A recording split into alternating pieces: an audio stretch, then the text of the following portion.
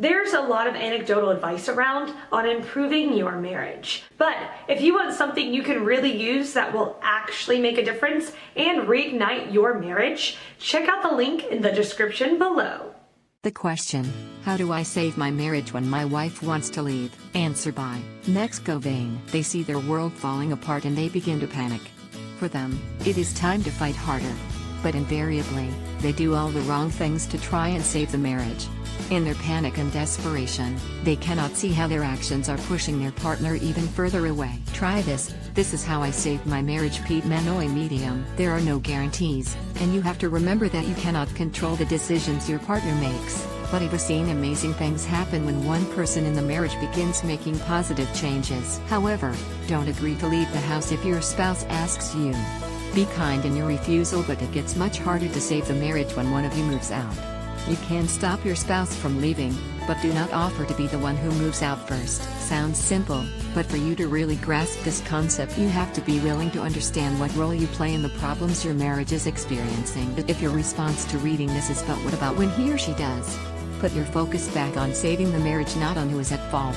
This isn't the time to get angry and start blaming. If your goal is to stand up for yourself and set healthy boundaries, you are probably going to be divorced. I promise. There will be a time for this, but it isn't now. Your spouse is already feeling trapped. Any attempt you make to change him/her will be interpreted as smothering. Again, I caution you to avoid blaming. It is never entirely your fault when a marriage goes wrong, but your objective isn't to be proven right. Put yourself in your spouse's shoes as much as possible. What did they experience when you behaved the way you did? Focus on their pain and loneliness.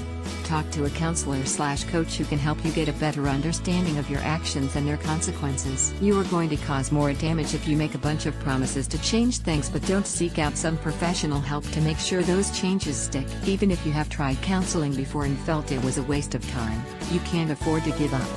I know from personal experience that it works. Read my story here. Answer by Nancy Schneck. First, you need to ask yourself why your wife wants to leave.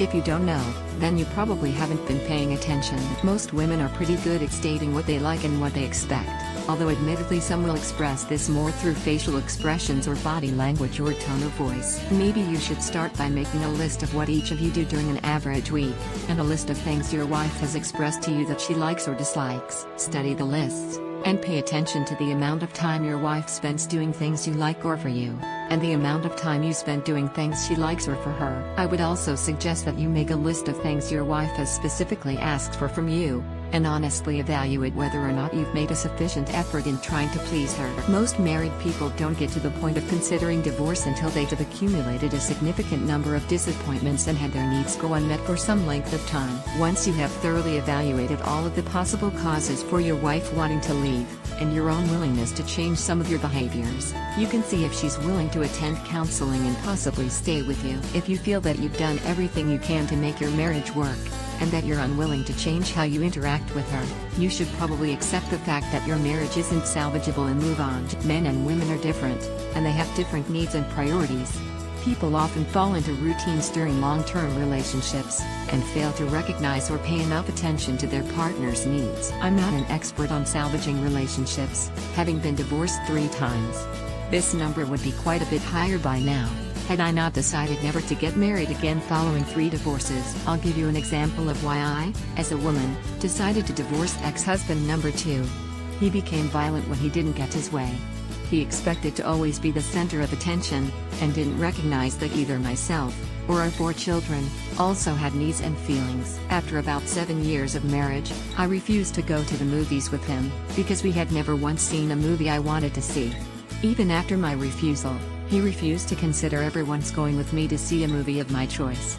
I'm using this as an example, because after I had exhibited my willingness to accommodate him for so many years, and he showed no intention or interest in modifying his behavior, even one time, simply to be fair and nice, it was something that, when added to all the other little inconsiderate and mean things he did, caused me to reach the point where there was nothing he could have done that would have made me continue to stay with him. I don't know if your wife has reached that point, where she has lost all the positive feelings that she had for you or not.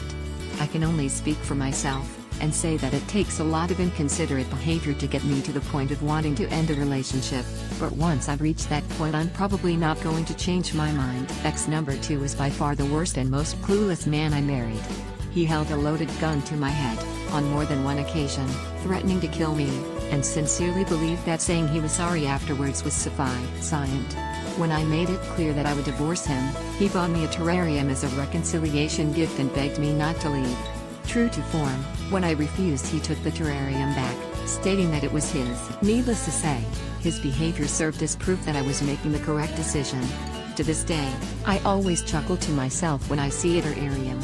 He didn't get it then, and I can guarantee you that he still doesn't understand it now, over 30 years later, why I left him. Certain behaviors cross a line that can't be uncrossed with apologies or promises or gifts. Answer by Chris Shapnick. Sometimes it's not about saving the marriage at all costs. I don't know why your wife wants to leave, but if you have exhausted your ability to make whatever changes she's looking for and this is truly just about her leaving no matter what, then let her. We can't make people want things that they don't want. Please try to have the ability to change your mindset that it may no longer be about saving the marriage but rather saving what's left of the marriage. Let me explain the distinction. When my marriage failed and I wanted out, there came a point where I realized that the marriage was not savable. At that point it became about our daughter and doing everything that we could to create a new relationship with each other. For many this is the cue to devolve into fighting, bickering and other forms of drudgery that ultimately leech our inner strength and ability to be happy. Take the high road instead. Not all relationships and marriages work out. Work on having that be okay. Accept the consequences of that. Mourn the loss of the marriage but don't make it about the other person. You love this person when you marry them. Show them some love too if the relationship is no longer working. Chris, Constructive Coaching.